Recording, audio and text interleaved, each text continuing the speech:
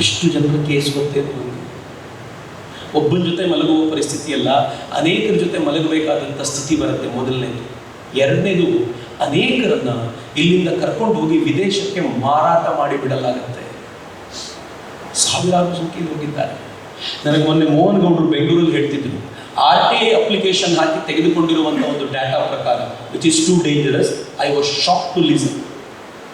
5 ವರ್ಷಗಳಲ್ಲಿ ಕರ್ನಾಟಕದಿಂದ ಕಾಣೆಯಾದ ಹೆಣ್ಣು ಮಕ್ಕಳ ಸಂಖ್ಯೆ 5 ವರ್ಷಗಳಲ್ಲಿ ಸುಮಾರು 20,000ದಷ್ಟು.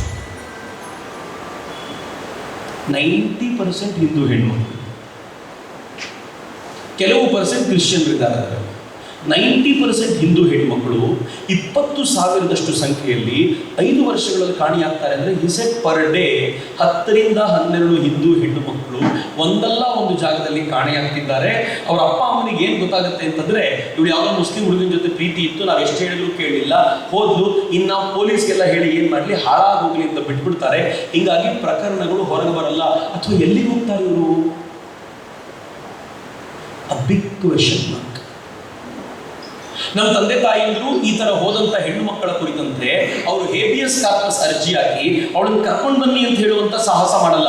ಹೇಬಿಯಸ್ ಕಾರ್ಪಸ್ ಅರ್ಜಿಯನ್ನ ಪ್ರತಿಯೊಬ್ಬ ತಂದೆ ತಾಯಿಯರು ಹಾಕ್ಲಿಕ್ಕೆ ಶುರು ಮಾಡಿದರೆ ಮುಸಲ್ಮಾನರ ಬಂಡವಾಳ ಹಂಗೆ ನಿಚ್ಚಳವಾಗಿ ತೆರೆದುಕೊಳ್ಳುತ್ತೆ, ಅಂದ್ರೆ ಹಾಕೋ ತಯಾರಿ ಮಾಡಲ್ಲ. ಆದ್ರೆ ನಮ್ಮ ಹೆಣ್ಮಕ್ಳು ಎಷ್ಟು ಬುದ್ಧಿವಂತರಿದ್ದಾರೆ ಅಂತಂದ್ರೆ, ಅವ್ರಿಗೆ ಎಜುಕೇಶನ್ ಎಷ್ಟು ಸಿಕ್ಕಿದೆ ಅಂತಂದ್ರೆ, ಇವತ್ತಿನ case probably that was from Mandya, if I am not wrong.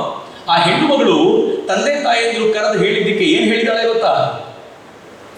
ನಾನು ಅವನ ಜೊತೆ ಚೆನ್ನಾಗಿರ್ತೀನಿ, ನಾನು ನಿನ್ನ ಜೊತೆ ಬರಲ್ಲ, ನಾನು ಅವನ ಜೊತೆ ಹೋಗ್ತೀನಿ, ನಾನು ಆಗಲೇ 2 ತಿಂಗಳ ಗರ್ಭಿಣಿ, 18 ವರ್ಷ ಅವಳಿಗೀಗ, 2 ತಿಂಗಳ ಗರ್ಭಿಣಿ ಆಗಿದ್ದೀನಿ, ನಾನು ಅವನ ಜೊತೆನೇ ಹೋಗ್ತೀನಿ. ಅಪ್ಪ ಅಮ್ಮ ಹೇಳಿದ್ದಾರೆ, ಅವನ ಕ್ಯಾರೆಕ್ಟರ್ ಸರಿ ಇಲ್ಲ ಕಣಮ್ಮ, ಅವನು ಎಂಥ ದೊಡ್ಡ ಹುಡುಗ, ಸಿಕ್ಕಾಪಟ್ಟೆ ಸಾಲ ಮಾಡ್ಕೊಂಡಿದ್ದಾನೆ, ನೀನು ಚೆನ್ನಾಗಿ ನೋಡ್ಕೊಳ್ತಾನೆ, ನನಗೆ ಗೊತ್ತಿದೆ, ನಾನು ಬೇಕಿದ್ರೆ ಸಾಲ ತೀರಿಸ್ತೀನಿ ಅವತ್ತು, ಆದರೆ ನಿಮ್ಮ ಜೊತೆ ಬರಲ್ಲ.